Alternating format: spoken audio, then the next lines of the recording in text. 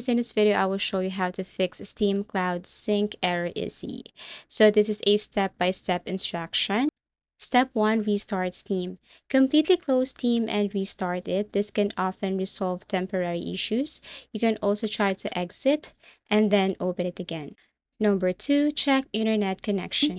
Ensure you have a stable internet connection. A weak or intermittent connection can cause sync issues.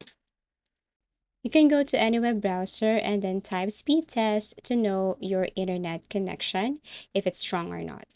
Now go to settings, scroll down here, and then this time you have to go to cloud. Make sure that you have enabled Steam Cloud. Ensure that enable Steam Cloud synchronization is checked. Now, next thing to do here is you have to simply click that specific game. And what you're going to do here is you have to verify game files. So right click on the game in your Steam library, select properties, go to the local files, and then click on verify integrity of game files. This will check for any missing or corrupted files. Okay, wait as it is processing.